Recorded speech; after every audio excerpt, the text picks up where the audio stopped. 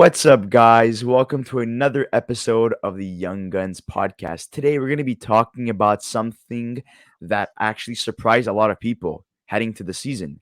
David Pastrnak. Jim Montgomery as the new head coach of the Boston Bruins. A lot of people were kind of scared about that.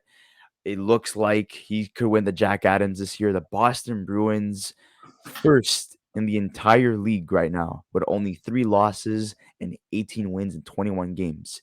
Still early into the season, but we could, claim that, this is going to be a team that's going to be a dominant team heading into the playoffs. And this could be, their last dance essentially.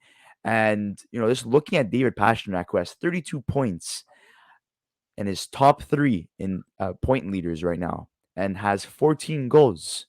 What can we expect as a contract for David Pastrnak? Because we do know that his contract ends at the end of the 2022-2023 season. So, Luca, take it away.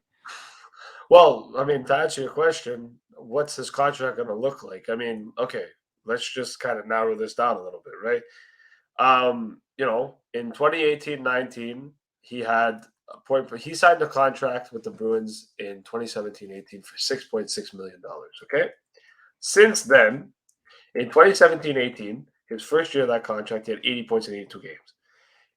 18-19, he had 81 and 66.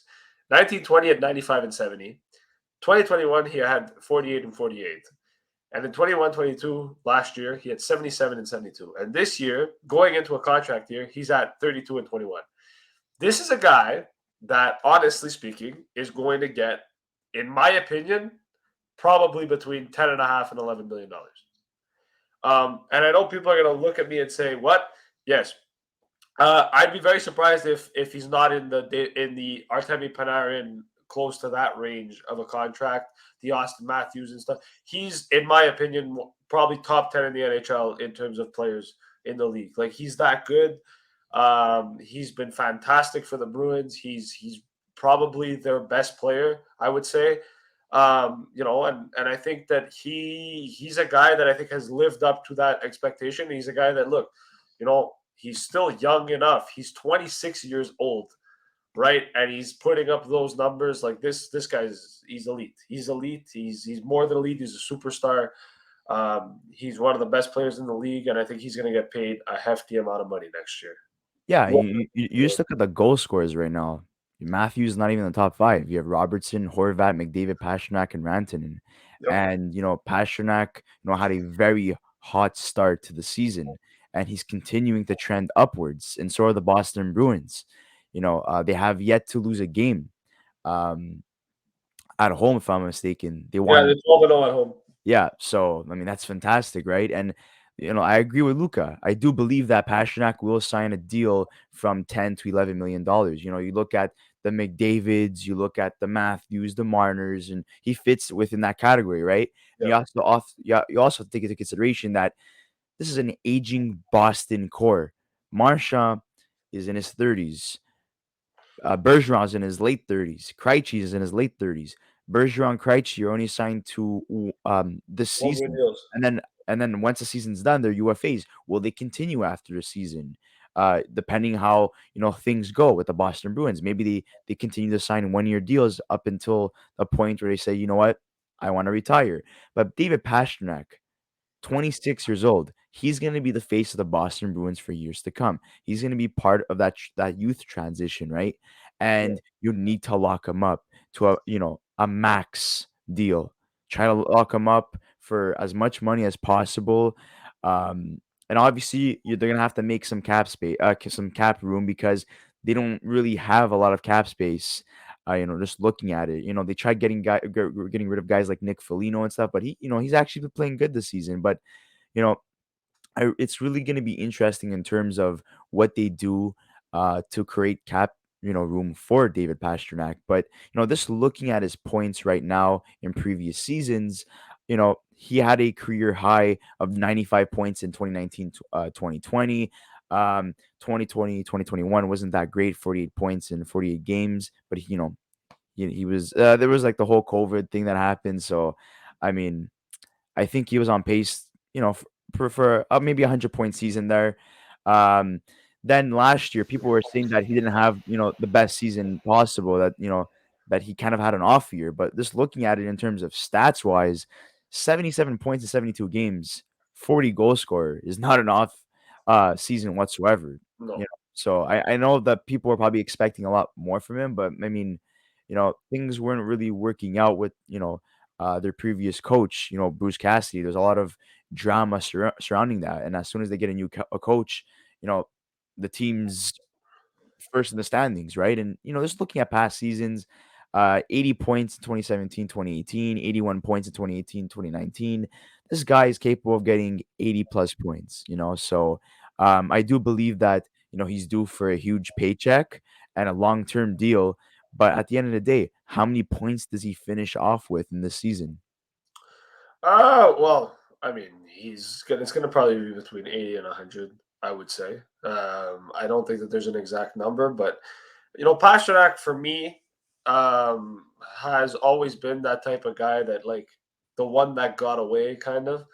And what I mean by that is like, if you're a team, if you look at his draft class and where he was drafted compared to everybody else in his draft, like the 2014 NHL entry draft especially, like if you 25th go overall. if you go down the list, honestly, let's honestly go down the list of the players that got drafted.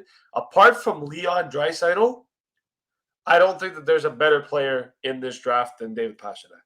And people might call me crazy, and that's fine. Call me crazy all you want. But I look at this draft and I look at the first round and I look at where Draisaitl went and where David Pastrnak is. And in my opinion, he's the second best player that came out of the draft. So imagine the Bruins got David Pastrnak 25th overall, right? And he is now the second best player that came out of that draft class behind Leon Draisaitl. I think that that's impressive, and I think that it goes to show you that he is the one that got away from a lot of teams. Teams like Tampa, teams like Pittsburgh, teams like Vancouver, even a team like Minnesota who could use a David Pastrnak. A lot. Arizona is another perfect example. You know, a lot of teams that for some reason I guess didn't see the talent that Pastrnak had, but I think Pastrnak reminds me a lot of what the Bruins are. He's feisty. He's a pain in the ass to play against, but he's one of the best players in the league, and he's got a hell of a shot. And I would never want to play against David Pastrnak, let alone be a defensive pairing coming up against him because he's filthy. He's stupid, and it's unfair. I, Like I it do literally. believe that I do believe that he will be a nominee for the Hart Trophy. Will he necessarily win it? I don't really believe so. I do think that if Robertson continues at this pace, I think he will actually win it. But that's another video idea for another day. Yeah. But obviously you can never count out Connor McDavid. He's always going to be in the race. But there is a possibility that Pastrnak could actually win the Hart Trophy. I do believe that he will hit that plateau of 30 to 40 goals this season. I do think he will have his best season in terms of statistics. I think he'll hit a good 100, 105 points this season if he stays healthy. Um, looking at, the contract situation in terms of other players on the team, I don't think Nick Foligno is returning, so that's $3.8 million off the books. Pavel Zaka, we'll see what happens, but if he doesn't return, that's $3.5 million off the books. If he signs for less, even better. You have Craig Smith, who they tried, moving as well. He's going to be gone, in my opinion. $3.1 million off the board. Patrice Bergeron and Krejci, if they return, I think they will, be willing to take a discount just to play with the Boston Bruins and to stay competitive, so they could re-sign David Pastrnak. Thomas Nosek at 1.75 million. I don't think he returns either. Strawman at $1 million. I don't think he returns either. So they're gonna have money. So I think it's gonna be fine. But they're gonna have to, have a sit-down conversation with Krejci, Bergeron, and Pastrnak, and maybe all three players agree to take less money. So maybe, Pastrnak just signs for $9 million or something like that. So that would be, really crazy to see. But I do believe that, this is a team that they value the team ahead of themselves. And I've always liked that about the Boston Bruins and the organization. We heard what Kent Hughes said about Patrice Bergeron, where he was valued around like $9 million a couple years ago, and he opt out to take less money. So just to stick with the team to stay competitive. So I do believe that, Pasternak will be willing to do the same thing because of the culture they have in the locker room. And So I also think that once Bergeron retires, I do think that he becomes the captain.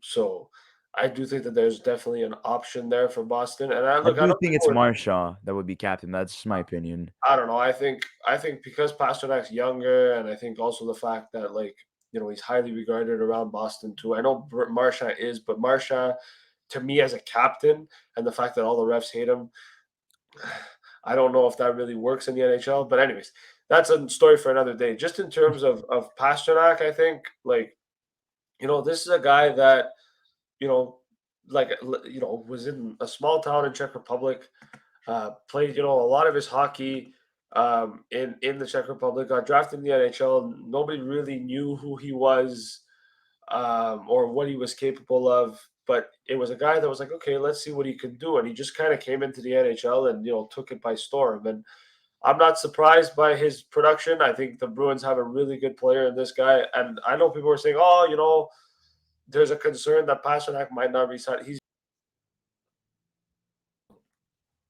retired. Sorry, he's resigning in Boston, guys. Like that's just how it is. Like anyone, even the reporters, and I know some of them were saying, "Oh, but Pasternak may test it," and I'm like, he's gonna come back to Boston. Look, He there's rumors we're that they not. want to, trade for another top six forward. We'll see what happens there.